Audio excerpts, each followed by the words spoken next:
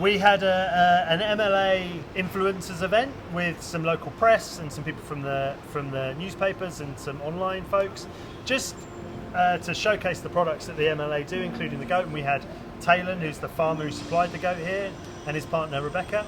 And it was just about trying to generate a discussion around what's the best way to get these animals that exist in Australia but aren't part of the sort of the main chicken, beef, pork, lamb conversation, and try and getting them into the sort of the Australian diet, and how to do that, and just generate a bit of media around it, and then hopefully it's stuff we can build on in the future. Because having been out to sort of north, 60-70 miles north of Melbourne, and see Talon farming, it looks like there's a real opportunity to grow the goat meat sector in Australia, and you have a perfect climate for it. And as I said, the chefs seem quite responsive to it, and we sold out the dinner of 70 people in a couple of hours, so maybe the public's ready for it as well. Hello, how you going? I'm Jesse Gurner. We're grilling some beautiful Seven Hills goat from Whetlor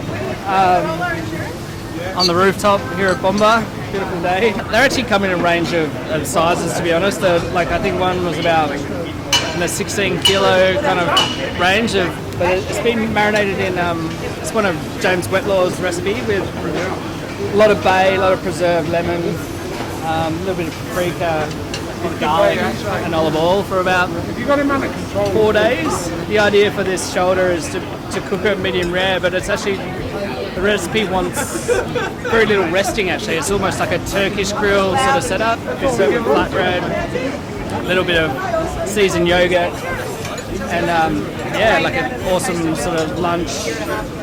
You generally serve with salads. Today we're serving with some grilled local zucchinis, a whole bunch of heirloom varieties with pine nuts and like a pine nut piccata basically, so it's sort of crushed with a bit of sumac and vinegar and olive oil. I'm excited. So we used the barbecue, which is just behind me here. And we boned out some shoulders and marinated them in sort of preserved lemon, which just helps to break it down a little bit, but also infuses that really sort of nice citrus note into it. And then they were grilled on the fire, and there's something about goat fire, it's just like the two together, it's amazing. The sort of smokiness, that slight acrid bite you get when the little burnt ends was amazing. And then we had the pinchos, which is sort of southern Spain inspired sort of caraway, cumin, bit of chipotle in there as well, just to give it that nice smoky taste, which are two not unfamiliar things to cook for Australians. There's a massive cultural stereotype who like barbecue, so I'm sure there are plenty of people out there that have boned out lamb shoulders on the barbecue before. Exactly the same as doing that, or have cooked meat on a stick before, and it's exactly the same as doing that. The product is not inherently unusual, it just might be not something that you have not tried before.